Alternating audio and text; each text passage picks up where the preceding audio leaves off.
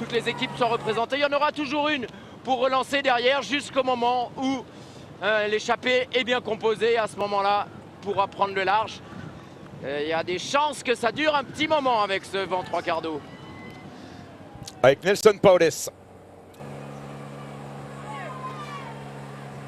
Il ne participe pas à la progression du groupe. Le gros peloton où on retrouve 9 des 10 premiers du général, là, Benoît.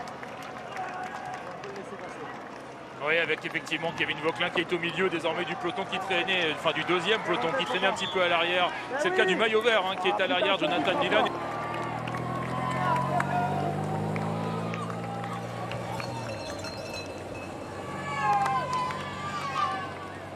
C'est un truc de malade depuis le début, comment ça roule avec ce vent trois quarts. C'est tout sauf une étape de transition. On va demander à certains coureurs, mais il y en a pour lesquels c'est bien plus dur que l'étape d'hier. Oh, c'est dur pour Jonathan Milan en tout cas. Parce qu'on est à 1 km du sprint de Saint-Félix-le-Raguet. Ce sprint, il est en bosse en plus. Mathieu Van Der Poel, qui n'a même pas besoin de Caden Groves pour lui emmener le sprint. Il va se débrouiller tout seul. Et d'ailleurs, personne ne vient l'enquiquiner au passage sur la ligne à Saint-Félix-le-Raguet. Il a même remercié Arnaud Delis, voilà, pour sa mansuétude. Allez, Axel Laurence qui est parti en contre. Il n'est pas loin. Hein. Non, il n'est pas loin, Axel Laurence. Elle veut intégrer l'échappée, l'équipe Ineos. Ah, mais il est tout seul là. Il aurait fallu que d'autres coureurs puissent l'accompagner. Et le peloton non plus n'est pas loin. Le peloton n'est pas loin. 30 Ce sont les secondes. coéquipiers de Pogacar qui prennent les choses en main. Ils vont ralentir. Donc cette équipe Ineos intégrer l'échappée avec Axel Laurence. Ça calmerait tout le monde. Alors tout ce village de Saint-Félix-le-Raguet et le château que vous avez sous les yeux, tout ça a été littéralement rayé de la carte par Simon de Montfort au moment de la croisade des Albigeois. Et c'est ensuite qu'on a reconstruit le château que vous voyez. Au départ d'ailleurs les tours étaient rondes. Il reste une tour ronde qu'on appelle la tour de Simon de Montfort, du nom de celui qui dirigeait les croisés. Et tout le reste a donc été reconstruit par la suite. Il ne faut pas oublier que ce village, comme bien d'autres villages des environs, a été reconstruit sous la houlette d'Alphonse de Poitiers, le frère de Saint-Louis. Car évidemment, après la croisade des Albigeois, ce sont les barons du Nord en général et le roi de France en particulier qui se sont installés dans ce beau pays. Alors la première heure de course, un petit chiffre pour imaginer ce que les coureurs ont parcouru. 3 km d'ascension à 10,2% de moyenne, c'est une ascension redoutable. Sur ce terrain, alors la partie descendante c'était pas un problème, mais là les quelques kilomètres de plat, les 10 km de plat qu'il a dû parcourir à fond pour revenir alors qu'il n'est pas encore rentré. Et nous sommes déjà, nous avons tourné sur la droite pour aller chercher donc, le pied de la bosse.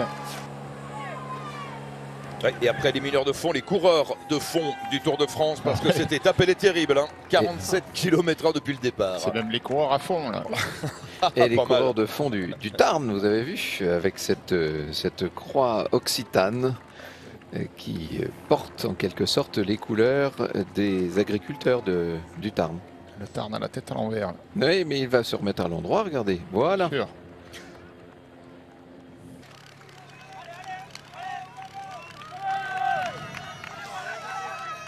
La jonction pour Alexandre Vlasov et Warren Barguil, donc bientôt 11 coureurs à l'avant.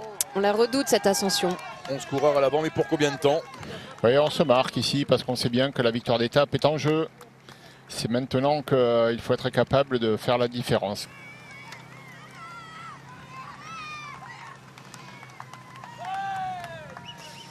Et au sommet, ça redescend pas. Non, au sommet, on bifurque sur la gauche, on prend une petite route très ombragée. Ça, Franck devrait apprécier. La montagne noire, ils seront à l'ombre les coureurs, mais il restera 13 km avant de basculer au col de Font Bruno. Et on voit que Quinn Simmons est très fort également. Ouais. Et puis plus rapide que lui au sprint. Et oui, c'est pour ça que c'est un problème. Et ça fait 5 points. 5 points pour Michael Storer au classement de la montagne. C'est pas sa préoccupation aujourd'hui, évidemment, ce qu'il veut. Non. C'est la victoire d'étape. Quand il s'est retourné, qu'il a vu tout le monde, il était dégoûté. Parce que là, il a tout mis, Storer.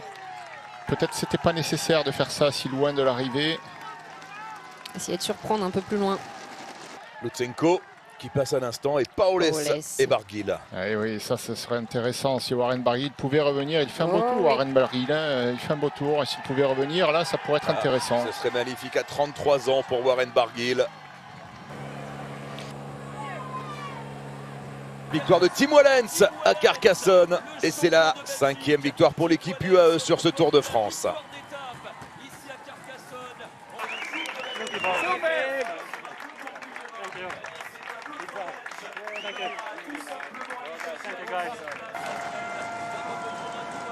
En jeu, la 3e place de l'étape. Pour la 2e, il y a plus de Stevens. suspense. Donc Ouais. il lance de loin, Stevens. Hein. Plus de 300 très, très mètres. loin même. Peut-être un peu loin, ouais. Ouais, il amène à Van Aert, peut-être. Entre Belges. Allez, Victor Kampenaerts, 2e de l'étape. Ah. Doublé belge, triplé peut-être avec Steven. Van Van Aert. Aert. Van Aert, Julien Alaphilippe. Oui, Julien Alaphilippe qui va faire le sprint. C'est C'est- Van Aert. C'est Julien qui fait 3, je crois. Eh oui, podium. Podium pour Julien Alaphilippe. La 3e place, il est allé la chercher peut-être la 3e place, Laurent.